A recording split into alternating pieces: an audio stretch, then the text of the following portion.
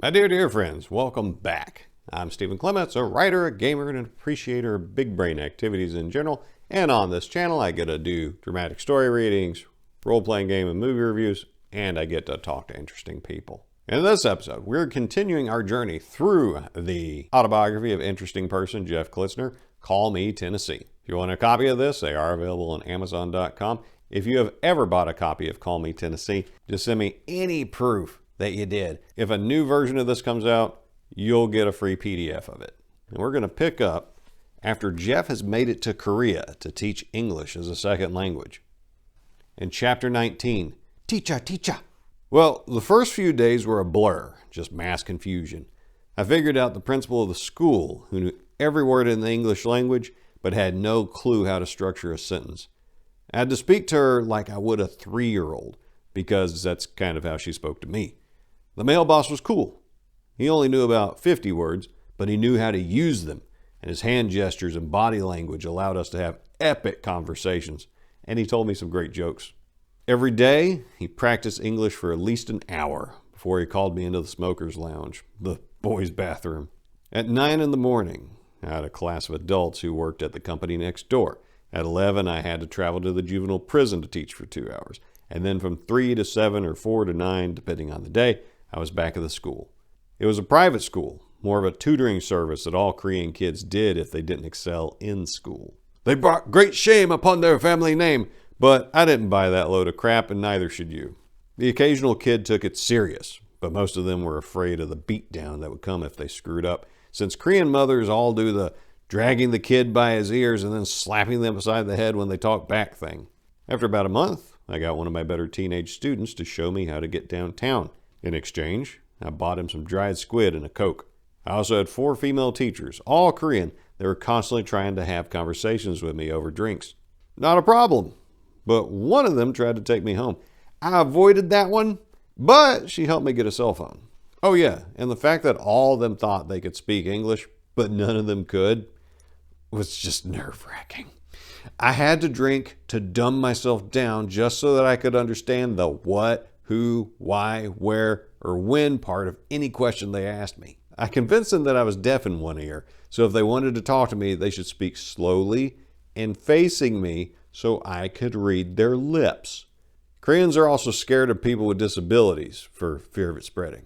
One night at the convenience store next to my apartment, which was just a room with a refrigerator, bed, very old TV, and a VCR, I found this stuff that looked like water, but was cheaper. It was called soju. It was the Korean version of sake. I pulled a couple of bottles not knowing what to expect until I awoke the next day with this awful feeling like I had just been hit by a car. And remember, he actually knows what that feels like. I went into my class of adults, looked at them, they looked at me, and I said, "Soju, huh?" They laughed. "Oh, teacher, you drink soju. We go out sometime and drink together. We stayed out drinking last night too." Don't give me shit about the accent. This is what he told me they sounded like. Their enthusiasm was endearing, but kind of annoying. Since this was the most they had spoken since I'd been teaching them, I figured to hell with this stupid book that is situations that never happen in life. Let's talk about last night. That got everybody awake. So they proceeded to tell me about drinking with their boss until someone got loaded and challenged the boss to a duel. All the kids were pointing and laughing at William. I offered them my tales of excess drinking in Montreal, which turned into a question and answer session on how to order drinks in French. I told them, if worse comes to worse, pretend you can't talk and just start pointing rapidly at what you want. They laughed and said that would never fly in Korea. I said that always works, trust me. I'll prove it tonight. So we went out to the Korean version of Hooters, and I proved it works. Other than that, the spoiled brats I taught were learning to memorize English words, and I had to force them to learn to read by phonics. It wasn't an easy task fighting the Korean method of learning, but fighting the man is not a sometimes thing. It's an all-the-time thing. It's like a nervous tic. You can't control it. You can only hope to contain it. My boss was an idiot and had no way of telling me anything without her son. Over at the prison, I was wearing a Nike jacket, and the kids were kind of sizing me up. One of them spoke well enough to understand me and translate. Most of the time we just talked. one of the kids asked me how much I paid for the jacket. I had to get my rep up if I was going to get anything across, so I told them, "Nothing, it fell off the truck." They were perplexed. I had to repeat, "It fell off the truck." And I had to draw a diagram on the board. They finally put 5 and 8 together and got 20. After that, I was the cool teacher. My class went from 7 kids to 30 little thugs. Everybody wanted to know just how gangsta I was. So I played them some NWA, and when one of the punks said I should be in jail with them, I flipped my chair at him. I called him out and informed him I was smart enough not to get caught. "What did you do?" "Oh, you broke the lock off a locker at a spa and got arrested with $50. Don't think I'm anything like you." Soon they asked me if I would smuggle in some cigarettes. Now, I thought long and hard about this. I could lose my job, but if I was in jail, I would want someone to be cool. They gave me cash, and I explained if they get caught with them, I would blame them for stealing my smokes. They agreed, and one kid ratted me out, and I called him a liar. The guards strapped him to the metal bar, his arms hanging up, and left him there for a day. Now that my rep was intact, I asked the kids where to go out, and one of them gave me directions to a place where his brother worked. I held on to it for a while. I finally met some people who went downtown with me and showed me the ropes. Pretty soon, I was a regular at the English teachers' bars. And one day, me and a student, Daniel, were walking around downtown and passed by a club called Club Monkey. I told him, "Let's go check it out." He was worried they wouldn't let him in. I told him to just follow my lead. The bouncer let me in right away, but held him back. I explained he was my interpreter, and he was American, and I slipped the bouncer a 10 spot. Good enough? I got in, and he got in, and we did some drinking. I saw these 2 blondes sitting by the bar. I figured, what the hell? I walked up and started hitting on both of them. After about 3 minutes, they were yapping in Russian, and I played my ace in the hole. My grandmother was from Lithuania. It worked so well that they miraculously started speaking English, and I got some digits. My student was impressed, the bartender was in awe, and the American soldiers from the nearby base decided to honor my courage with a few rounds. I went home that night, and I got a call from them the next day asking me to go for coffee. I did, and they were claiming to be students, but I found out later they were prostitutes. No worries. We were out walking by this club that one of my thug students said to hit up because his brother worked there. I started to walk in there when the girls grabbed me and said we couldn't go in there because it was mafia and they don't let outsiders in. I walked up like a pimp and told the bouncer who I was. He called somebody on the radio and then escorted me to a table in the back with the ladies. A few minutes later, a man walked up to me and sat down, looked me over, and then looked at the girls. Then he spoke. "How is my brother? You take care of him, yes? You take this money, give to him." Then he ordered some drinks and sardines and said, "Your money no good here. Come in whenever. You are always welcome. These girls are welcome to work in the back room if they want." They looked at me and said, "Can you stay and next time bring our other roommates?" I was like, "Yeah, sure." And then I proceeded to drink with the criminal element of Korea. Remember me telling you about places in the world where you are judged solely on the amount of alcohol you can drink? Let's just say I was judged highly favorably once again, and that nobody would even think of harassing me. I left that night with the 2 girls. They paid for the cab, saw my place, and laughed. They said they would clean it up. I told them they didn't have to. They tried to give me money, and I was like, "No, that's okay." I went to bed. They crashed over. It was just like old times. I woke up, went to work, came home, and they had multiplied by 3, and we went back to the club. Now, Asians love blondes, so they demanded a high price, and I wasn't even trying to play pimp. The weekend came, and they said we were going shopping. Walking through the mall, one of them grabbed a white fur coat and put it on me. I laughed, then they bought it.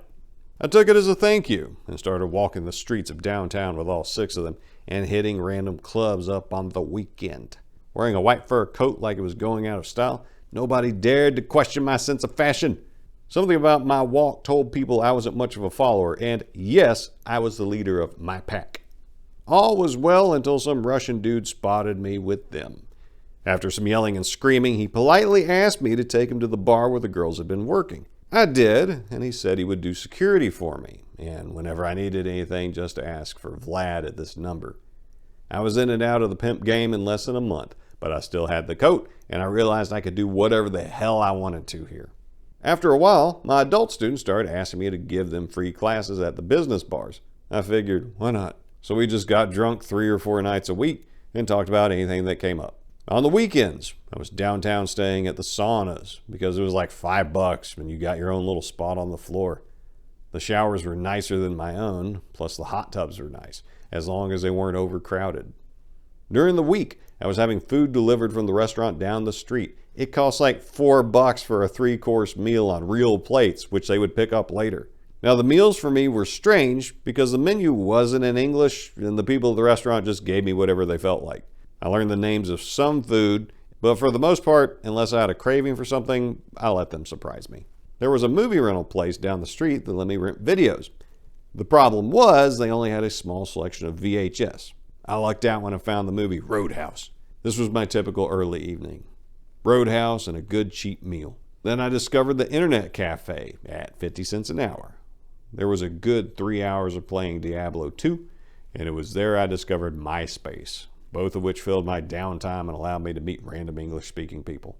I found a fried chicken joint at the Kasaba. One problem I figured out was that Koreans didn't really waste any part of the chicken, and like hell they knew how to quarter chicken. Leave it to Asian societies to figure out how to ruin fried chicken. Now, the pizza joint had a picture menu, and they weren't bad, except they didn't know how to make a simple cheese pizza, or a pepperoni for that matter. Surprisingly, the sweet potato and mayo pizza wasn't that bad, if you're in the mood for something exotic. I soon found some other Americans in Korea on MySpace, and we would waste our free time at work or off work posting crap on it. After a while, my routine was set, and I figured out that life needed a little more excitement. That's when it happened. I was on a lunch break across the street from my school, and I went to buy a Coke at the 7-Eleven. I saw an American dude, and we started talking for a minute and decided to meet up for drinks later. He brought this girl Allison with him, and she was cool, I guess. She had a Midwestern accent, and we all hated the little brats in our classes. Not really much else, except we decided to shoot the shit and sing karaoke, which is the national pastime of Asian people everywhere. The next day I saw her and was like, we should do that again sometime, talking about all 3 of us. She took it to be me asking her out. So we met up, and when dude didn't show, I thought, well, what the hell? We found a place to eat and drink, and on the way home we stopped at the karaoke room and sang a bit. Then we walked back to her place, and I wound up crashing there. The next day, she offered to come by my place, and the next thing I knew, we started dating. She was Korean, but was brought up in America. I told her the only reason I was with her was because she spoke English. She told me the only reason she was with me was because I had the largest penis in the area, as Koreans aren't exactly endowed. I was like, okay, whatever. Me and these girls I was talking to on MySpace decided to meet up in Seoul. I made my way up there by train and met them at the station. We had never met before, but I was sitting at the station with a boombox, playing Guns N' Roses for all the world to hear. One walked up with a bottle of Jack, and her friend Nicole had a Diet Coke. We were waiting for another friend who had a spare room for the night, so we started drinking. Since we didn't have any cups, we did it the old-fashioned way. A swig of Jack, and then a sip of cola. I decided to rock the area with a little foreigner, followed up by Afro Man, which I had borrowed from the internet. Then when the cop came up to tell me I couldn't drink in public and to turn down the music, I looked at him and said, No habla inglés. Ata mira ba evret. Spanish? I don't speak English. Hebrew? Do you speak Hebrew? He was very confused and walked away with haste. Then we kept drinking until the bottle was done, and the dude showed up with a key and photo directions to his place. We took off on foot, and somewhere in the process, we found our way to a rather nice one-bedroom apartment. We passed out at 11 in the morning. They had a Jeff sandwich, and I woke up next to beautiful women. Life was grand, if I do say so myself. We decided to go hit this place called Geckos on the Terrace. It's rather notorious. It's the place in Seoul that expatriates go to hook up with other English speakers. While dudes kept hitting on them, they were forced to buy me drinks as well, and I hit the barkeep with a request for flaming Dr. Peppers. Now the girls were down for that, since it's a man's drink. I'll never forget the bartender's face when I set all 3 drinks on fire. This turned a lot of heads since, well, we drank close to 5 or 6 of these rather comforting beverages. This took us to another level, and we went out to a karaoke room. I did my best Clapton and Bon Jovi. The other 2 dudes who were macking on my dates got intimidated and tried to get me to beat it. Then one of the ladies whispered, Don't worry, you're going home with us. At this point, I figured I'd play a game of chicken with them, and I told one of the girls I wanted to go get my nipples pierced. Why? I don't know, but it worked. The two dudes were going to have a case of the blue balls in a few minutes because they just couldn't hang with that. So we ditched the dudes and went to the tattoo shop across the street, and I let them pick out the rings.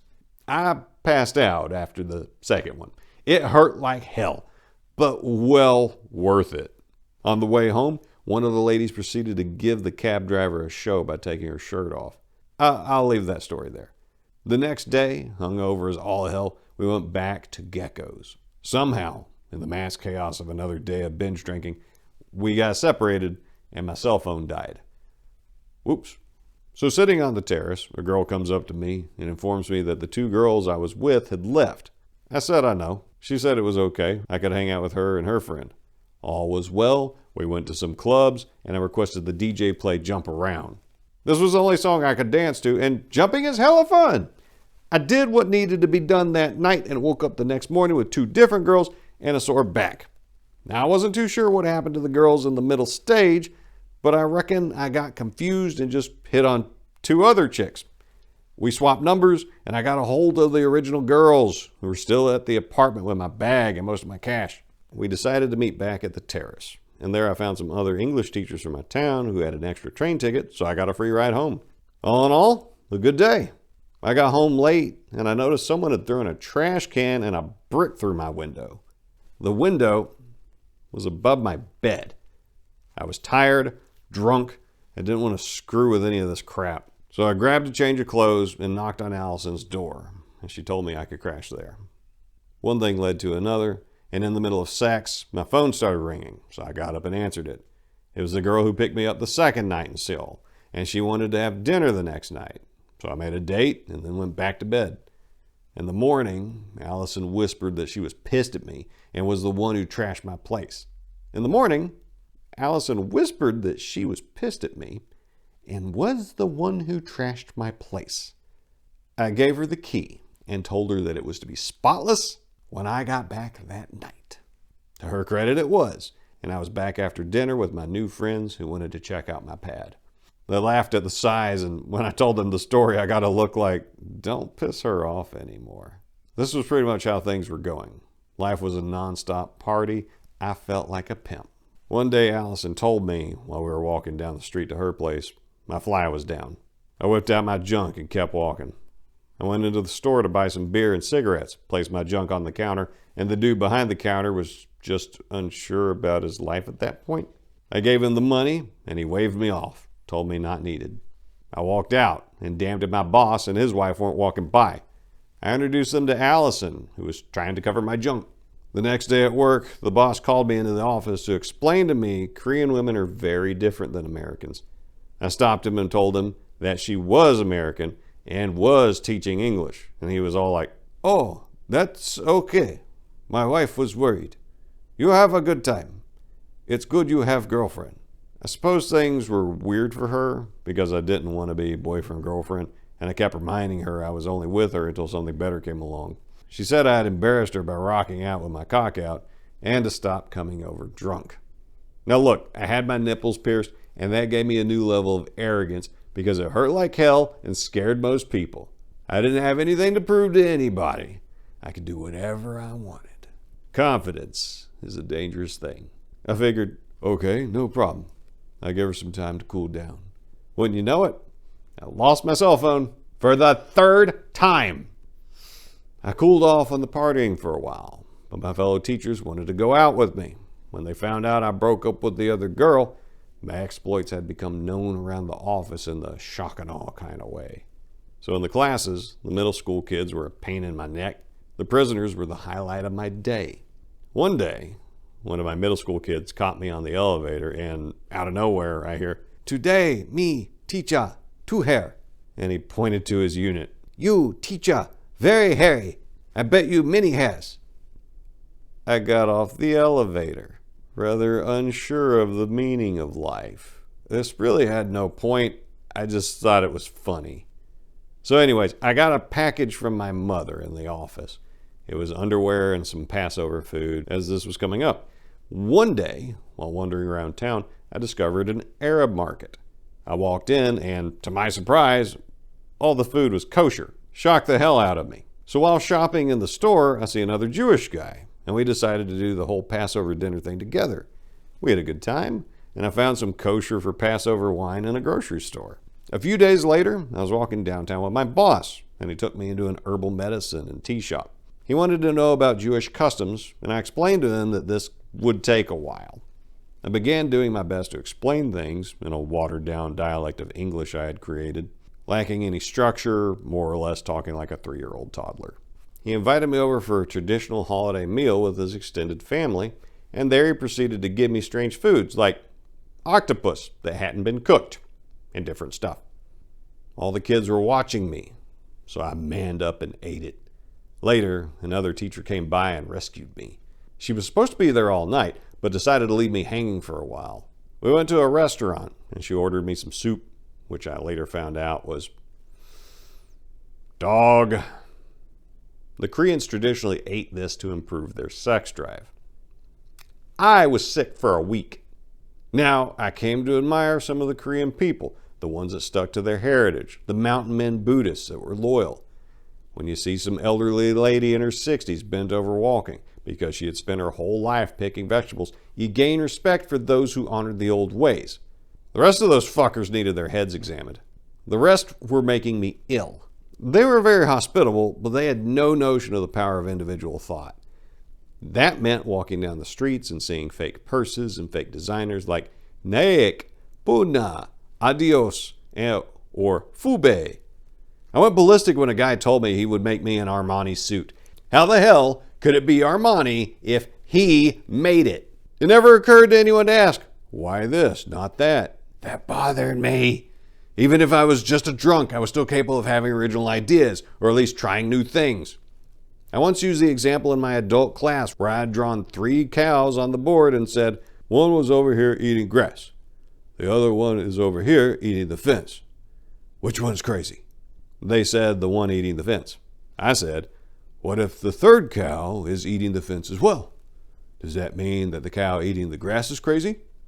I got my message across that sometimes you have to go against social norms. All the debauchery was catching up to me as I walked past a bakery and saw the X. She had put on a lot of weight. Either she was pregnant or just got really depressed when we broke up. Around this time, I saw another American girl walking by and ignored my drinking class for a minute so I could ask her if she needed any help around here. She said, how did you know I speak English? I told her I lived around the corner and had never seen her before. We kept things friendly and hung out. I showed her the pubs and bars, and the night I took her to the Club Monkey, my student Daniel was inside dancing with some college girls. I was so proud. It also happened to be French maid night, so for some reason there were close to 400 Korean girls dressed up like French maids. A sight I still can't get over. Now we had a good time making fun of the little Asian kids walking around, attempting to talk gangsta. As far as the women went, I called it quits for a while. I was content with just hanging out. I was tired of all the drama associated with them. I found out about this mud festival somewhere in Korea, and I met my friend Nicole there. We had a blast walking around the beach covered in mud. They had a mud wrestling pit there, and as luck would have it, I became the intergender mud wrestling champion by taking on any female brave enough. One girl grabbed my junk, so I choked her out, and then some fat chick fell on me. I broke my rib during the battle royale, but no worries. I slapped a figure 4 on that tub of lard and made Ric Flair proud. Woo! Then I did a Jackie Fargo strut and left undefeated. In pain, but I had a blast. Nothing getting an airbrush tattoo on my butt and some soju couldn't fix. When I returned to work a few days later, I remembered that my paycheck was supposed to be higher. I asked about it, and they said, we don't understand. The prison had given me a raise, but the school had kept it and then shorted me pay.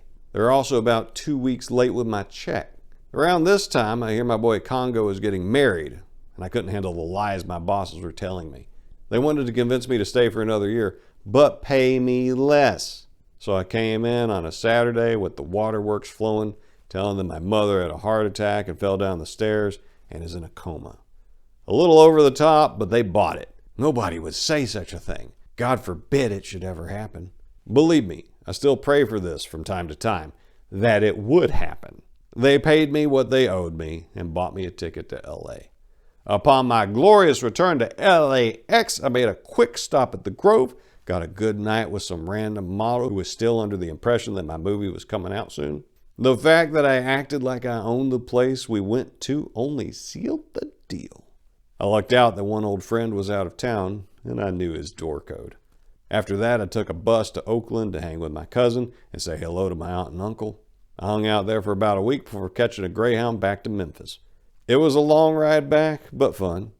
It let me collect my thoughts. Now, me and this Mexican guy were sipping tequila in the back, and the driver walked up to me and said, "You can't drink on the bus." And the Mexican sitting next to me said, "Hey, Holmes, leave him alone. He's Mexican like us." And the other Mexicans on the bus started bitching, so the driver let us be. Lunchbox picked me up at the bus station, and we made a stop at Starbucks before figuring out where to go next. And that feels like quite the journey for the day. We're going to call it there and come back for chapter 20 next time. If you enjoyed this tour through Jeff's experiences in Korea, please let me know in the comments below. Have you ever taught English abroad in Korea or anywhere else? I want to know what that experience was like. And don't forget to like, subscribe, share this around. And so, my dear friends, until next time, I wish you nothing but the best.